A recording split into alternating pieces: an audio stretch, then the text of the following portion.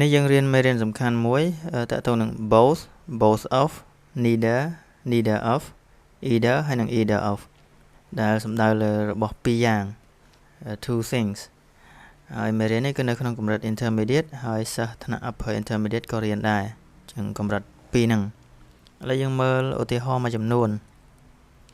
ដោយសារមេរៀននេះសិស្សច្រើនដែរដែលនៅតែ confusing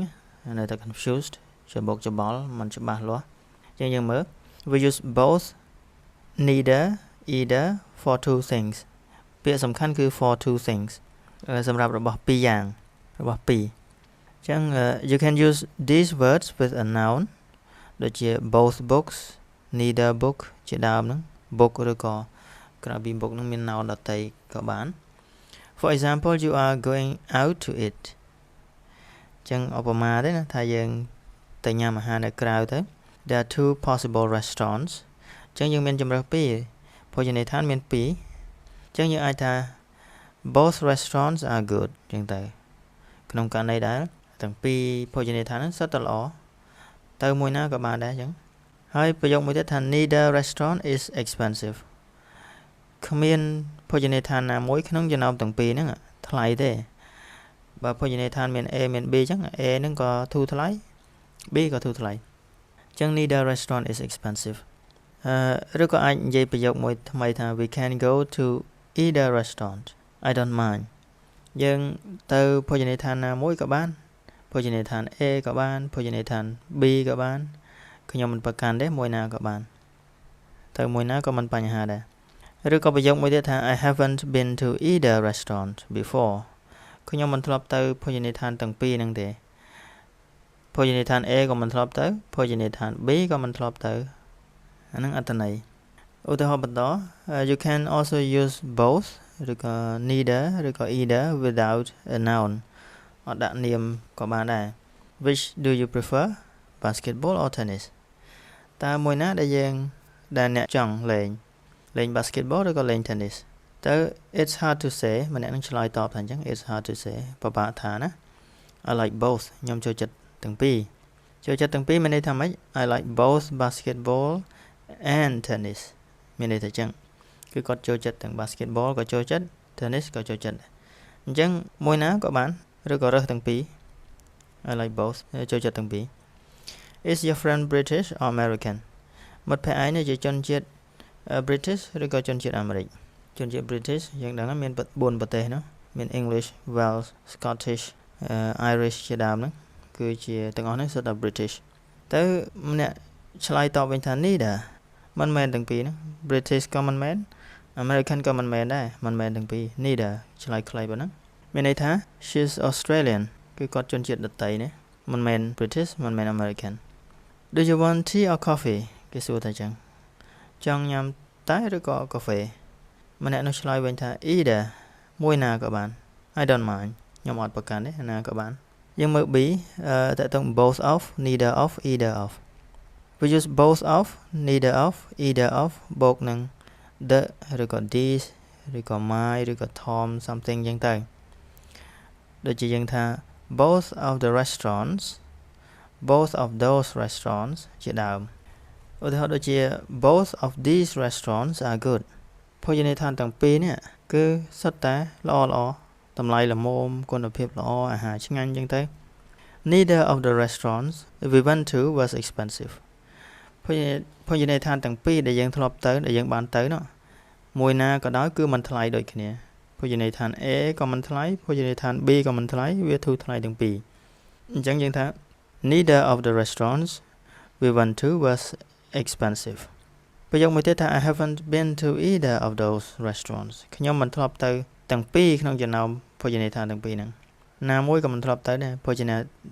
ដ្ឋាន B ក៏មិនធ្លាប់ទៅភោជនីយដ្ឋាន A ក៏មិនធ្លាប់ទៅ I haven't been to either of those restaurants បន្តមកទៀតគឺ you don't need of after both បន្ទាប់ពី both មិនបាច់ប្រើពាក្យ of ទេដូចជាថា both of these restaurants are good អញ្ចឹងបានប៉ុន្តែពេលដាក់ both មកយើងអាចដាក់ថា both these restaurants are good អញ្ចឹងក៏បាន we also use both of neither of either of plus us plus you plus them អញ្ចឹង you can either of you speak Russian តើនរណាម្នាក់ក្នុងចំណោមអ្នកទាំងពីរហ្នឹងអាចនិយាយភាសារុស្ស៊ីបានទេគឺនរណាក៏បានបុគ្គល A ក៏បានបុគ្គល B ក៏បានឲ្យតែចេះភាសារុស្ស៊ីខ្ញុំសូមពឹងគាត់ហ្នឹងដើម្បីធ្វើកិច្ចការមួយអញ្ចឹងតើនរណាម្នាក់ក្នុងចំណោមទាំងពីរនេះចេះទេនរណាក៏បានគឺអត់ប្រកាន់ទេ I asked two people how to get to the station but neither of them knew ខ្ញុំសួរមនុស្សពីរនាក់ពីផ្លូវទៅរកស្ថានីយ៍ហ្នឹងតែគ្មាននរណាម្នាក់ក្នុងចំណោមទាំងពីរហ្នឹងស្គាល់ផ្លូវទេអញ្ចឹងទាំងពីរហ្នឹងអត់ស្គាល់ដូចគ្នាបុគ្គល A ក៏មិនស្គាល់បុគ្គល B ក៏មិនស្គាល់ជាងសួរបុគ្គលទាំងពីរហ្នឹងអំពីផ្លូវទៅស្ថានីយ៍គឺអត់ស្គាល់ទាំងអស់គ្នាអញ្ចឹងថា neither of them knew the direction ហ្នឹង we say both of before us before you before them អញ្ចឹងទៅដូចជាថា both of us were tired អញ្ចឹងយើងទាំងពីរនាក់ហ្នឹងហត់ដូចគ្នាយើងទាំងពីរនាក់ហ្នឹងហត់នឿយអញ្ចឹងយើងដាក់ off យើងមិនអាចលុប off នឹងចេញទេ after neither of a verb can be singular or plural ចំណុចនេះរៀងត្រូវចំណាំដែរគឺអាច singular ក៏បានអាច plural ក៏បានអញ្ចឹងត្រូវដូចគ្នាទេយើងថា neither of them is at home ឬក៏ថា neither of them are at home ត្រូវទាំងពីរគ្មាននរណាម្នាក់ក្នុងចំណោមទាំងពីរហ្នឹងនៅផ្ទះទេគ្មាននរណាម្នាក់ក្នុងចំណោមទាំងពីរហ្នឹងនៅផ្ទះទេអញ្ចឹង neither of them is at home ក៏ត្រូវ neither of them are at home ក៏បានយើងសង្កេតមើលតទៅទៀតតើតង C you can say both ហើយនឹង and សំខាន់ណាស់ជាគូនឹងគ្នា both Chris and Paul were late គឺទាំងពីរនាក់ហ្នឹង Chris ក៏មកយឺត Paul ក៏មកយឺតអញ្ចឹងយើងថា both Chris and Paul were late ហើយថា I was both tired and hungry when I arrived home អញ្ចឹងខ្ញុំហត់នឿយផងខ្ញុំហេវផងអារម្មណ៍មនុស្សយើងជួនកាលលាច្បល់ចូលគ្នាហត់ហើយហេវទៀតអញ្ចឹង I was both tired and hungry ខ្ញុំហត់ផងហេវផង when I arrived home ពេលមកដល់ផ្ទះហើយយើងសង្កេតមើល neither មានពាក្យ nor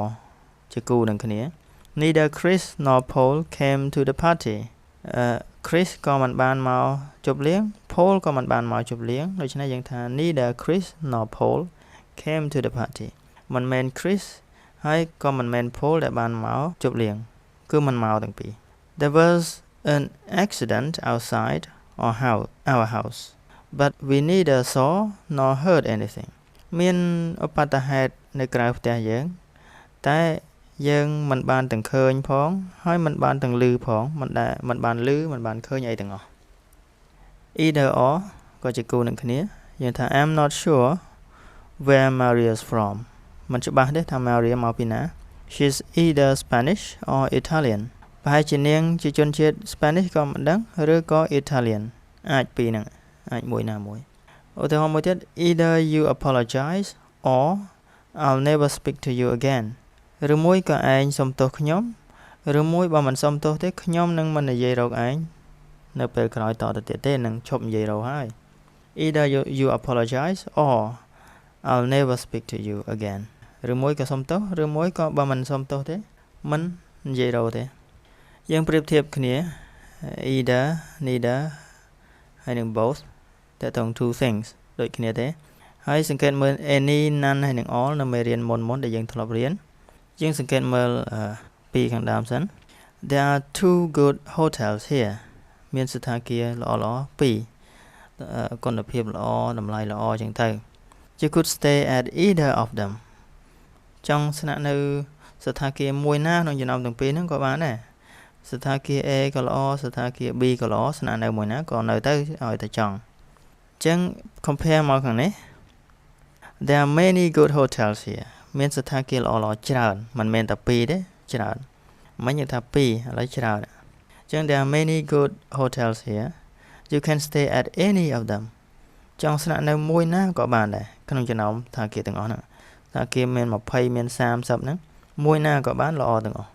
You can stay at any of them any មួយណាក៏បានមើលឧទាហរណ៍បន្ត We tried two hotels យើងបានសាកទៅសួរព័ត៌មានសួរអីគេនៅសណ្ឋាគារចំនួន2ហើយ Neither of them had a room គ្មានសណ្ឋាគារណាមួយក្នុងចំណោមទាំងពីរហ្នឹងមានបន្ទប់ទំនេរទេពេញអស់រលេងឬក៏យើងនិយាយថា both of them were full សណ្ឋាគារទាំងពីរដែលយើងបានសួរព័ត៌មានពេញអស់ហើយថ្ងៃបុណ្យទានអញ្ចឹងវារវល់ពេញអស់ហើយអញ្ចឹងយើងថាអញ្ចឹង យើងសង្កេតមើលភាពខុសគ្នាបន្តិចទៀត we tried a lot of hotels គឺមិនមែន two hotels ដូចមិញទេគឺ a lot of hotels គឺសតាគារឡើងច្រើនយើងដើរសួរថាមានបន្ទប់តនេទេខ្ញុំជួលនៅអីចឹងទៅស្ថានភាពគឺថា none of them had a room គ្មានសតាគារណាមួយមានបន្ទប់តនេទេអត់មានសោះគឺគេកក់ពេញអស់លលេងឬក៏និយាយថា all of them were full ទាំងអស់ហ្នឹងគ្រប់សតាគារហ្នឹងពេញអស់លលេងអញ្ចឹងឃើញខុសគ្នាបន្តិចខុសត្រង់ថា either neither ហើយនឹង both យើងនិយាយអំពី two things ចំណែក any none ហើយ all យើងប្រើដែរ more than two ច្រើនសន្ធឹកសន្ធាប់អញ្ចឹងទៅអញ្ចឹងមេរៀនយើងសង្ខេបប៉ុណ្ណឹងអាចមើលរំលឹកអញ្ចឹងទៅដើម្បីជាជំនួយដល់ការប្រើប្រាស់អញ្ចឹងជួបគ្នានៅមេរៀនបន្ទាប់ពេលក្រោយ